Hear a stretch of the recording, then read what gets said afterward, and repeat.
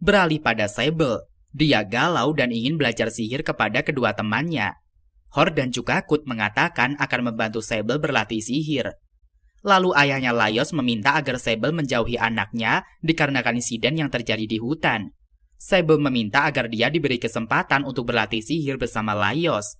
Namun sang ayah menolaknya dan pergi berlalu meninggalkan Sable. Tiba-tiba, Sable diculik oleh tirani dan dia dibawa pergi.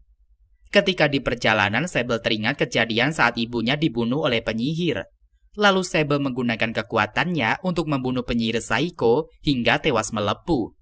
Sable sadarkan diri dan dia melihat tirani adalah dalang dari insiden itu. Kemudian Kut dan juga Hort datang menyelamatkan Sable yang sedang disandra. Ketiga siswa berhasil dikalahkan oleh tirani dengan mudah. Lalu tirani dihadang oleh pendeta hingga tubuhnya terpotong-potong.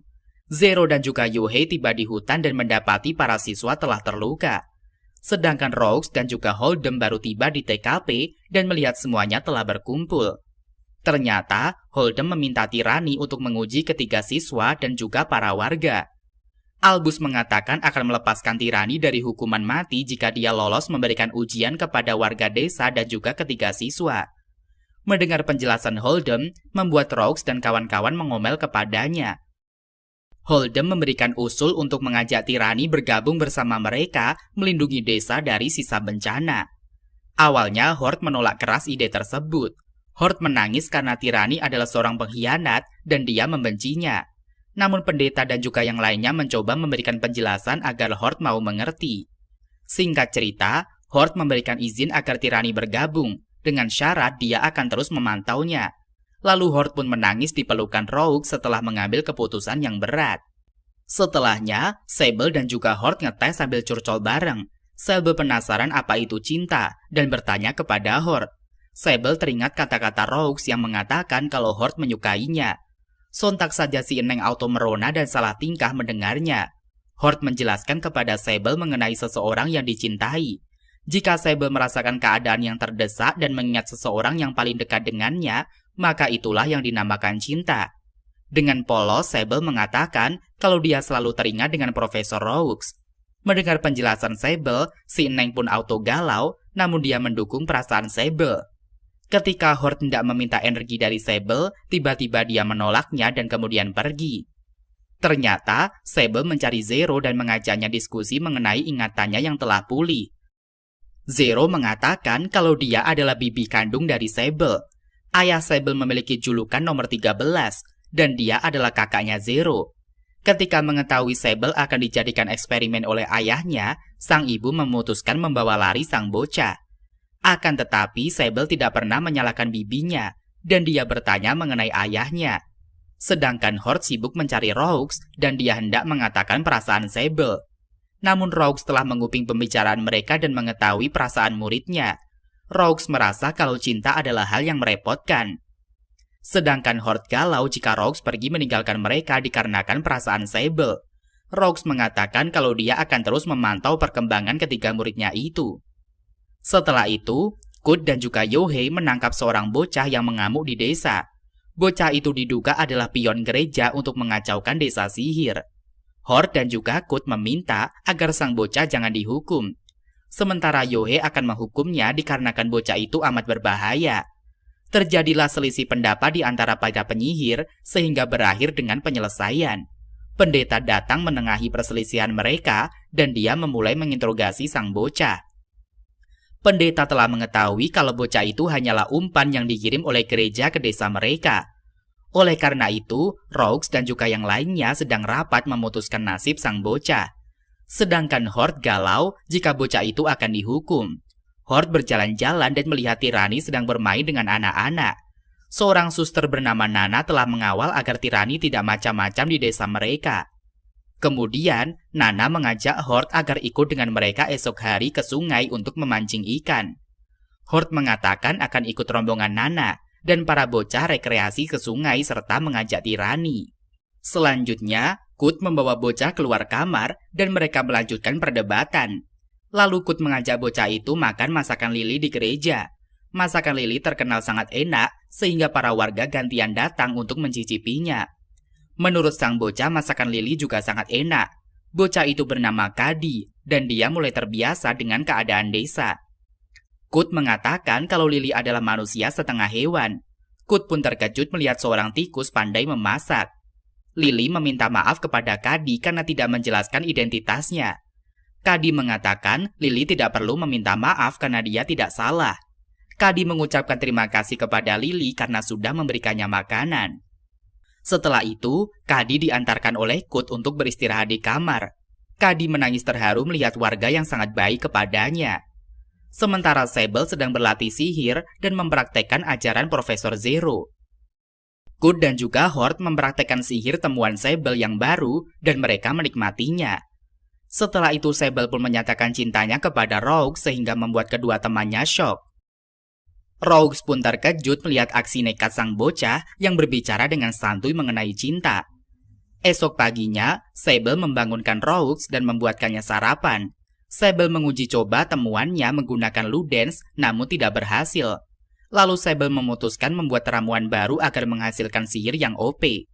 Sable menjelaskan job desk yang akan dikerjakannya hari ini kepada sang pujaan hati. Sable bertanya apa yang hendak dilakukan Rogue hari ini. Rogue mengatakan kalau dia akan memantau Kadi di desa. Sable memberitahukan kepada Rogue kalau Kadi ikut bersama Hort pergi ke sungai dan mereka sedang memancing. Beralih pada sungai, Tirani terkena masa lalunya yang kelam. Lalu Nana menyapanya dan mengajak Tirani bicara. Hort menyadari kalau Tirani menyukai Nana dikarenakan dia wanita yang anggun. Selang beberapa waktu, Kadi berubah menjadi monster dan menyerang para siswa. Tirani mengorbankan dirinya demi menyelamatkan para bocah. Tirani meminta agar Kut dan juga Hort membunuh Kadi kalau tidak akan terjadi banyak korban nantinya. Awalnya Hort tidak mau membunuh Kadi karena janjinya. Namun Kut mengatakan kalau mereka harus melakukannya. Kut memberikan ekornya agar Hort bisa merapalkan mantranya. Setelah itu, sihir Hort mampu membantai Kadi hingga KO. Lalu Kut menyelamatkan Tirani menggunakan sihir penyembuh. Kadi berubah menjadi kalajengking dalam jumlah yang amat banyak sehingga membuat mereka terpojok. Tirani hendak mengorbankan nyawanya untuk melindungi kedua siswa. Tetapi semuanya terhenti ketika Rogue datang dan meminta Ludens menelan para kalajengking. Selanjutnya, Hort dan kawan-kawan menguburkan mayat Kadi di desa. Mereka meratapi skill yang dimiliki setiap personal dikarenakan tidak bisa menolong Kadi.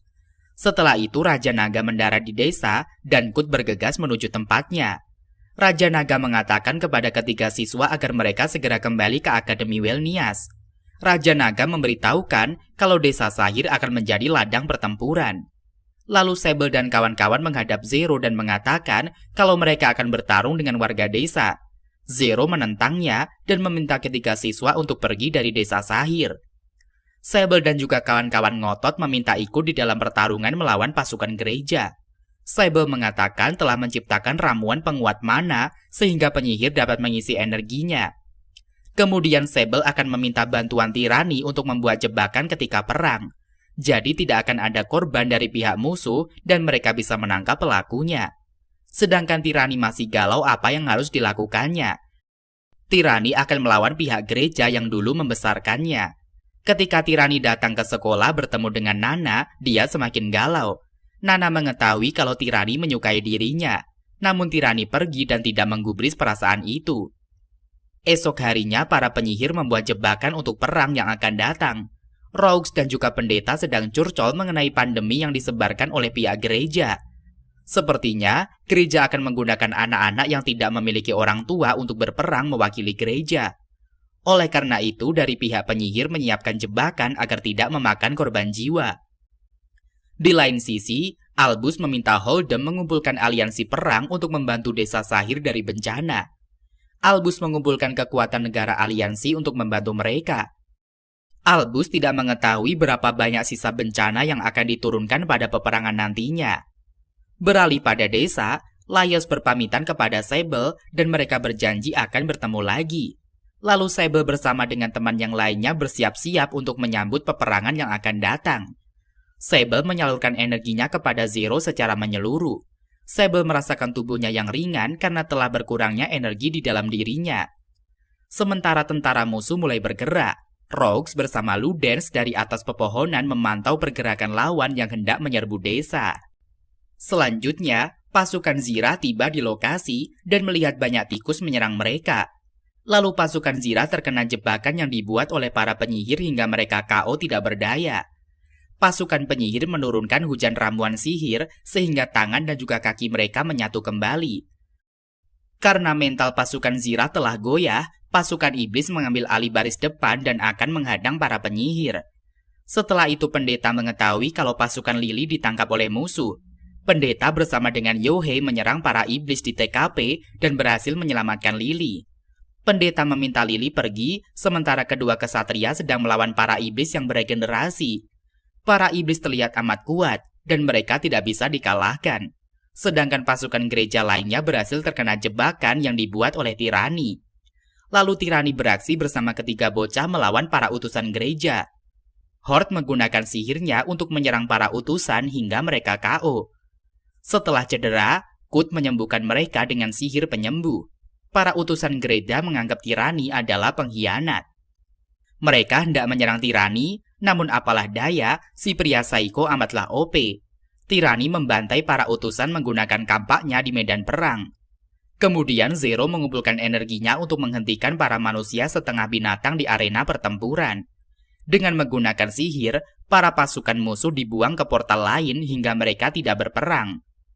Setelah itu, Albus dan juga antek-anteknya telah berdiri di altar menyaksikan tontonan yang sangat menegangkan. Para pasukan aliansi telah tiba di TKP dan mereka sedang melihat jalur pertarungan. Di sisi lain, Albus telah mengumpulkan para aliansi untuk mengorek info dari petinggi gereja. Ternyata petinggi gereja adalah dalang di balik peperangan tersebut. Albus membuktikan bahwa petinggi gereja telah melakukan kesalahan dan dia telah menyebabkan sisa bencana berada di desa. Petinggi gereja mulai dilema karena kedoknya telah terbongkar. Lalu hewan kalajengking dari sisa bencana menyerang sang uskup hingga dia tenggelam di dalam lautan serangga. Setelah berhasil dipojokkan, Rogues menggunakan Ludens untuk menelan serangga kalajengking yang begitu banyak. Kemudian Rogues membongkar kejahatan uskup di depan publik. Rogues mengambil mutiara yang berada di tubuh Kadi sebelum dia terluka. Rogues memasukkan mutiara itu ke dalam mulut uskup hingga dia menelannya. Setelah insiden peperangan, para warga bergosip mengenai utusan gereja yang berhasil KO dikalahkan para penyihir. Para penyihir berhasil mengalahkan pasukan lawan tanpa memakan korban.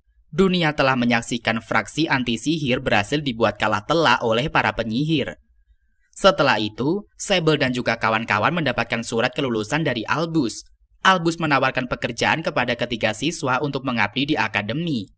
Kut mengatakan kalau dia akan bergabung dengan pasukan instruksi sihir. Lalu Sable mengatakan kalau dia akan bekerja sebagai peneliti untuk menemukan sihir terupdate. Sedangkan Horde akan menjadi master sihir di akademi. Selanjutnya, Sable dan kawan-kawan kembali ke desa dan hendak mengemasi barang-barang mereka. Lalu Sable diberikan buku oleh Zero sebagai panduannya untuk membuat ramuan sihir. Sable telah memecahkan teka-teki yang tertulis di buku itu. Sang ayah telah membuat namanya dan Zero bersatu di dalam buku itu. Setelah itu, Sable dan juga yang lainnya berpamitan kepada para warga desa. Sementara Tirani akan bergabung dengan pendeta dan juga Yohei untuk menjaga desa Sahir. Lalu Sable dan juga kawan-kawan mendapatkan misi baru dari Albus menuju perpustakaan terlarang. Sable amat senang karena dia masih bisa bersama kedua temannya meski mereka telah berhasil lulus. Sable dan juga kawan-kawan diantar oleh Raja Naga untuk berkunjung ke bagian utara. Sang MC teringat sang pujaan hati yang telah melanjutkan perjalanannya ke bagian dunia lain. Dan cerita pun berakhir sampai di sini. Cerita dari anime ini cukup menarik, tetapi terkadang agak membingungkan juga.